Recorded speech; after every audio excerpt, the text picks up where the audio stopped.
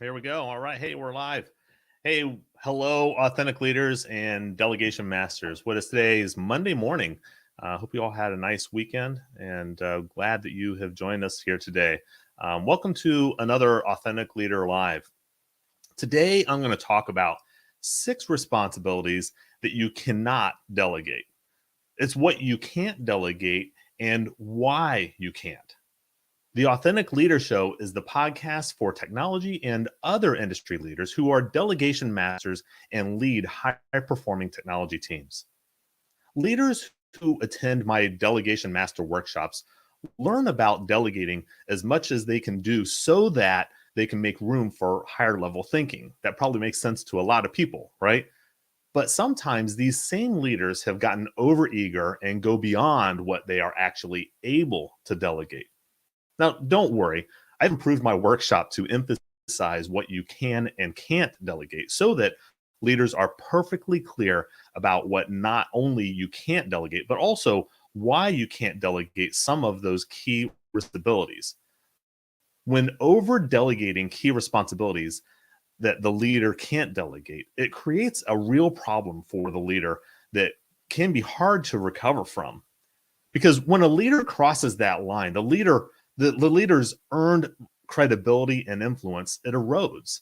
It's kind of like when you brush your teeth too hard and your gums begin to recede. Your gums don't naturally recover. The only way to recover that damage is through surgery. Now, that may be a gruesome example, but recovering from eroded leadership is just about as hard, and it may even be harder in some ways. I want to keep you from delegating more than you're able and ruining your earned influence as a leader. What's the saying? Prevention is easier than the cure, right? Preventing an erosion of your leadership from misguided delegation can be shown through examples. Examples that I'm going to share here today, they're not comprehensive. In other words, I'm not saying if you don't delegate these 6 things, you don't have anything to worry about. Rather, these examples are to get you thinking about other similar things that you can't delegate. Well, let's start off with these examples. Number 1, you probably won't be surprised to learn that you can't delegate hiring, but I've seen leaders try to do this. There is a lot to be said for the principle of hire slow and fire fast, and that's the temptation for some leaders to want to delegate hiring. As the leader of the team, you may delegate some components of hiring that you can't and maybe shouldn't do. Examples that you might delegate are the HR functions of receiving resumes or applications for a job that you have just posted, or doing background checks and validating work history, having key team members of your team involved in the interview process, and other functions of the hiring process that don't require your direct involvement and actually are a part of strategic delegation. But when it comes to making the decision to hire someone to join your team that you lead, you cannot delegate that. Not only can't you delegate the hiring decision, I've seen plenty of leaders regret delegating the hiring decision. Key among many of the things that you will live with is the decision that you have someone to join your team. Also, because you're responsible for this decision, you're also responsible if it ends up being a bad decision and everything that goes with dealing with a bad hire. Leaving on a positive note before we go to the next example is that you get to enjoy the productivity and the positive addition to your team's culture when you have made a good hiring decision. Number 2, speaking of culture, leaders need to accept that they are fully responsible for the team's culture. As I was speaking with a CEO a few years ago, as he proudly shared how serious that he was about being intentional with the organization's culture, I was pleased to hear that because I strongly believe that the organization's culture, it starts at the top, and being intentional about setting the organization's culture from the top is key. Then, not then, but when this happens, the other leaders in the organization create a complementary culture for their teams. But then I was disappointed for the CEO. The CEO went on to explain that they were so committed to being intentional about the organization's culture that he created and filled a position as a chief culture officer. Now, to be fair, I can see a role like this as someone who executes the intended culture set by the CEO. But the message can be dangerous. Having a dedicated and stated role looks a lot like the culture has been delegated to someone other than the top leader. Even if you aren't the top leader of the organization, if you are leading a team, you are fully responsible for the culture of your team, and it can't be delegated. Number three is the vision of where your organization or your team is going also cannot be delegated. Now, just to be clear, I'm not saying that the team shouldn't be actively engaged in creating a vision statement. It's imperative that your team works together as a team, which looks a lot like leading and facilitating discussion when creating that vision statement. When the team is involved, the vision becomes part of who they are, and the team operates through that vision. A strong and compelling vision is a tool for confident decision making down the road when making decisions amongst the team. In my workshops, I share a story about when I met and had an opportunity to ask the late, great Stephen Covey about handling team and organizational vision when the team members over time leave and new team members join. Now, we don't have time for me to share this entire story here, but I promise you it was a classic Stephen Covey answer that I will never forget. The bottom line here is that the leader owns and cannot delegate the organization or team vision by engaging the team and then establishing that vision. Number four, this one it's a super easy responsibility to wrongly delegate. It's when the leader delegates too much too soon. I touch on this actually in quite a bit more detail in my podcast episode 105. This is a little tricky for me to say that this is something that you can't delegate. What I'm saying here is that you can't delegate too much, or you can delegate too much. Even if the work you are delegating is appropriate to delegate, leaders will wrongly delegate more than they should. For example, if you need to delegate to someone on your team to collect data and generate a report that the person you choose to delegate to, if they are a new member of your team, you can't delegate the collection of data, generating a report, as you would delegate that same work to a seasoned, experienced, and skilled member of your team who does this kind of work all the time.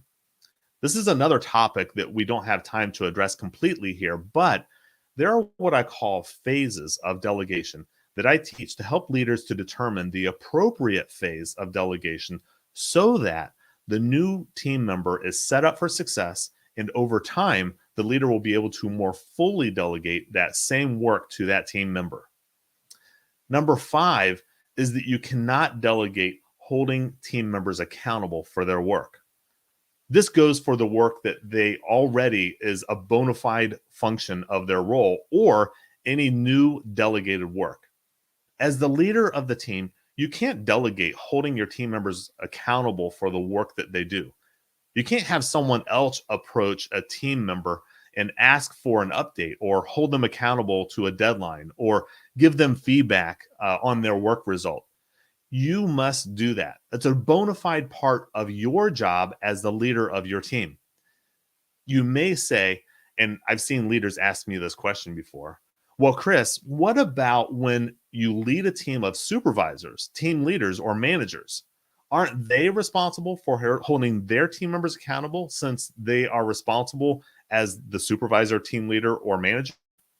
Well, what do you think that I'll say to that? Well, yes, you are leading a team of supervisors, team leaders, and managers. Then, yes, they are responsible for holding their team members accountable. It would be inappropriate for you to hold their team members accountable because you would negate their leadership by skipping over them. You can't delegate holding others accountable when you are directly responsible for their work results. Lastly is number 6 that I'll share here, and it's a critical responsibility for anyone leading teams is to give feedback often. This is a daily part of your leadership role. You can't delegate that to anyone else. I know a lot of leaders who are uncomfortable with giving feedback. So that is why many leaders may think that they can delegate feedback. Yes, I get it. Giving feedback can be awkward, but it doesn't have to be. To make giving feedback to your team easier, a leader creates a culture of not only giving feedback, but also receiving feedback themselves. Creating a culture has many simple components that to make it safe for the leader to give feedback. Leaders who seek feedback from their team, their peers, and of course their boss are leaders who genuinely want to be better. That's also part of creating a culture of feedback. All of this to say that the leader can't delegate any kind of feedback, even when giving positive feedback. Imagine that anyway. I mean, how would it be to receive feedback from anyone other than the person who has the feedback to give? Imagine this. Hey, Fred, tell Edward that I think he should have done a better job with the work that I delegated to him. It doesn't make sense to you and me, but believe me, I've seen this happen in real life. So there you go. These are the 6 responsibilities that I shared here today. And of course, there are more than just these 6. But the 6 I shared here today is number 1, hiring. You can't delegate hiring, right? You are the person making the decision to hire someone to join your team. Culture. You can't delegate culture. It comes from the top. Number 3 is your organizational or your team vision. You have to drive and facilitate that. Number 4 is, of course, delegating too much. Make sure you're delegating at the appropriate phase of delegation. Number 5 is holding people accountable for delegated work. You can't delegate that to someone else. And then number 6 is giving feedback. It's a regular part of your daily actions as a leader of your team. It's up to you to give that feedback. So my question for you is, which of these responsibilities are you really good at with your team? I'd love to talk with you about any of these examples or others that maybe you're unsure about. You can schedule your free strategy call at christopherrjones.com. If you can relate to anything that I shared today, or if you have any questions, put them in the comments here and I'll respond. You can also DM me and reach out to me through my LinkedIn profile. Next month, I'll be hosting a delegation workshop. I'll be giving away all that you need to know to become a delegation master. If you'd like to learn more about this workshop, send me an email, private message me, or leave a comment below, and I'll get you all of the details. Connect with me on LinkedIn. You can find me at I am Christopher Jones. You can find more information and other free resources when you go to christopherrjones.com. Hey, thank you for joining us today. Please come back next week for another podcast episode. Next week, we will have another Authentic Leader Live right here on LinkedIn and my YouTube channel.